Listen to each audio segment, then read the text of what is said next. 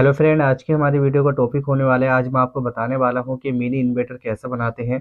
तो ये जो मिनी इन्वर्टर आज हम बनाएंगे, ये 12 वोल्ट की बैटरी से ही ऑपरेट होगा और आउटपुट जो वोल्टेज करेगा 220 230 वोल्टेज ही आउटपुट करेगा। तो इससे एलईडी बल्ब भी जला सकते हैं, जैसे कि 9 वोल्ट का एलईडी बल्ब होता है, 7 वाट का एलईडी बल्ब होता है, 5 वाट का जो एलईडी बल्ब होता है, तो इससे वो भी जला सकते हैं और मोबाइल भी चार्जिंग इससे कर सकते हैं। तो मिनी इन्वर्टर बनाने के लिए हमें कौन कौन से कंपोनेंट्स की ज़रूरत पड़ेगी। तो एक ट्रांसफार्मर को लेंगे। ये जो ट्रांसफार्मर है 12012 ट्रांसफार्मर है, 2 एम्पियर का ट्रांसफार्मर है। अगर आपके पास 3 एम्पियर का ट्रांसफार्मर है, फिर 4 एम्पियर का, 5 एम्पियर का ट्रांसफार्मर है, तो आप उसको भी इसमें लगा सकते हैं, वो भी काम करेगा। तो 1 एम्पियर से लेकर 5 एम्पियर तक का ट्रांसफार्मर इसमें लगा सकते हैं। तो दो मोसफेट लेंगे। ये जो मोसफेट है IRFZ44N, ये मोसफेट है। तो दो IRFZ44N दो मोसफेट ले लेनी है। और 4 रेजिस्टेंस लेंगे। ये जो रेजिस्टेंस है 330 ओम की रेजिस्टेंस है, तो 330 ओम की 4 रेजिस्टेंस ले लेनी है। तो पहले मॉसफेट को हीट सिंक पे लगा लेते हैं। तो मॉसफेट को हीट सिंक पे इसलिए लगाएंगे, जब भी मॉसफेट ऑपरेट होती है तो मॉसफेट हीट होती है। अगर मॉसफेट को हीट सिंक पे नहीं लगाएंगे तो मॉसफेट ये ख़राब हो जाएगी। तो इसलिए हमें मॉसफेट पे हीट सिंक को लगा लेना है, ताकि ये मॉसफेट ख़राब ना हो।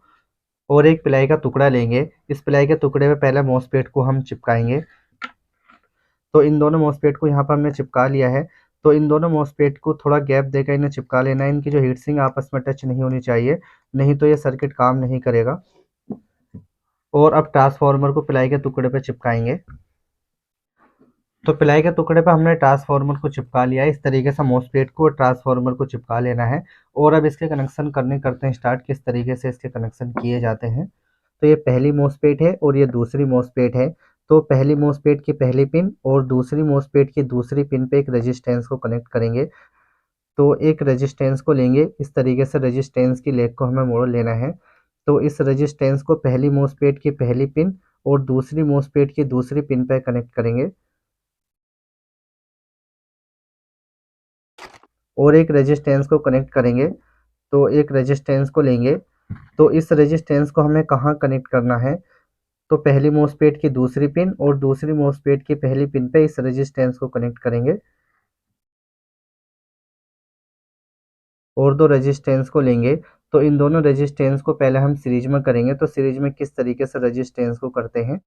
तो इन दोनों रेजिस्टेंस की एक एक लेग को हम आपस में जोड़ लेंगे। तो इस तरीके से इन दोनों रेजिस्टेंस को सीरीज में कर लेना है। तो यहाँ पर हमने इन दोनों रेजिस्टेंस को सीरीज में कर लिया है। अब इन दोनों रेजिस्टेंस को मॉसफेट की पिन पर कनेक्ट करेंगे। तो पहली मॉसफेट की पहली पिन और दूसरी मॉसफेट की पहली पिन पे इन दोनों रेजिस्टेंस को कनेक्ट करेंगे। पहली मॉसफेट की पहली पिन और दूसरी मॉसफेट की पहली पिन पे इन दोनों रेजिस्टेंस को कनेक्ट कर लेते हैं। तो इस तरीके से इन दोनों रेजिस्टेंस को कनेक्ट कर लेना है। पहली मॉसफेट की पहली पिन और दूसरी मॉसफेट की पहली पिन पे इन दोनों रेजिस्टेंस को कनेक्ट कर लेना है। और एक छोटा सा वायर का टुकड़ा लेंगे। तो इस वायर के टुकड़े को मॉसफेट की पिन पर कनेक्ट करेंगे। तो पहली मॉसफेट की तीसरी पिन और दूसरी मॉसफेट की तीसरी पिन पे इस वायर के टुकड़े को कनेक्ट करेंगे। पहली मॉसफेट की तीसरी पिन और दूसरी मॉसफेट की तीसरी पिन पे इस वायर के टुकड़े को कनेक्ट कर लेते हैं। और एक वायर का टुकड़ा और लेंगे और इसको कनेक्ट करेंगे। तो ये जो दोनों जो रेजिस्टेंस है, इन दोनों रेजिस्टेंस की ये लेग एक जगह ये कनेक्ट है। तो वायर के टुकड़े का एक सिरा हम यहाँ कनेक्ट करेंगे इन दोनों रेजिस्टेंस के बीच में। और जो वायर के टुकड़े का दूसरा सिरा है, तो ये दूसरी मॉसफेट है, दूसरी मॉसफेट की तीसरी पिन पे वायर के टुकड़े का दूसरा सिरा कनेक्ट करेंगे। तो इस तरीके से इस वायर के टुकड़े को कनेक्ट कर लेना है। और अब इस पे ट्रांसफार्मर की वायर को कनेक्ट करेंगे। तो ये ट्रांसफार्मर की 3 वायर होती है। तो ट्रांसफार्मर की जो पहली वायर होती है ये भी 12 की वायर होती है। और जो दूसरी वायर होती है 0 वायर होती है, इसको 0 वायर बोलते हैं। और जो तीसरी वायर होती है ये भी 12 की वायर होती है। तो ट्रांसफार्मर की जो पहली 12 की वायर है, अब इसको कनेक्ट करेंगे। तो ट्रांसफार्मर की जो पहली 12 की वायर है, तो ये पहली मोसपेट है, पहली मोसपेट की दूसरी पिन पे ट्रांसफार्मर की पहली 12 की वायर को कनेक्ट करेंगे। तो अब ट्रांसफार्मर की दूसरी 12 की वायर को कनेक्ट करेंगे। तो ट्रांसफार्मर की जो दूसरी 12 की वायर है ये दूसरी मोसपेट है। तो दूसरी मोसपेट की दूसरी पिन पे ट्रांसफार्मर की दूसरी 12 की वायर को कनेक्ट करेंगे। तो अब इस पे इनपुट वायर को कनेक्ट करेंगे, जहां से 12 वोल्टेज इसमें इनपुट देंगे। तो अब इस पे माइनस वायर को कनेक्ट करेंगे कि माइनस वायर को कहाँ कनेक्ट करना है। तो ये जो पहली मोसपेट है इसकी जो तीसरी पिन है, और जो दूसरी मॉसफेट है इसकी जो तीसरी पिन है, तो यहाँ पर हमने एक वायर के टुकड़े को कनेक्ट किया था। तो ये जो दोनों पिन हैं आपस में एक हो चुकी हैं।